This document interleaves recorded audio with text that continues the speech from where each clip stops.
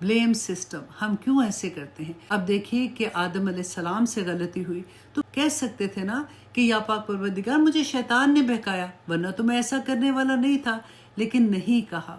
کیا کہا؟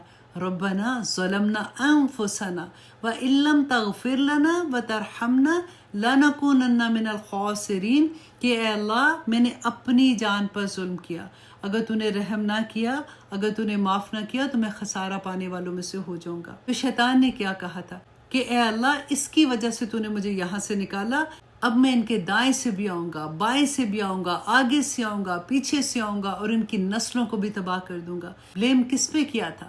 اب دیکھیے جب ہم کسی پہ بلیم کر کے اپنی غلطی چھپاتے ہیں نا تو ہم ابلیسیت اختیار کرتے ہیں۔ آدم علیہ السلام آرام سے کہہ سکتے تھے کہ یا پاک پروردگار مجھ سے غلطی ہو گئی کیونکہ شیطان نے مجھے بہکایا تھا، لیکن انہوں نے ایسا نہیں کیا، اپنے اوپر لیا کہ اگر اس کے کہنے پہ مجھ سے غلطی ہوئی، میں نے یہ کام کیا تو اللہ تو مجھے معاف کر دے۔ اس لیے میں ہمیشہ ایک بات کہتی ہوں کہ دیکھیے اگر آپ اپنی غلطی نہیں سمجھیں گے نا تو کبھی کریکشن نہیں ہوگی۔ ہم ہمیشہ دوسروں کو بلیم کرتے رہتے ہیں اور اپنے آپ کو کریکٹ نہیں کرتے، لیکن ہمیں کیونکہ عادت ہوتی ہے کہ ہم کسی کے اوپر بلیم ڈال دیں گے تو اس سے ہم بچ جائیں گے۔ تو یہی کام شیطان نے کیا تھا۔ اللہ سبحانہ تعالیٰ ہمیں توفیق عطا کرے کہ ہم اپنی غلطیوں کو سمجھنے والے بن جائیں۔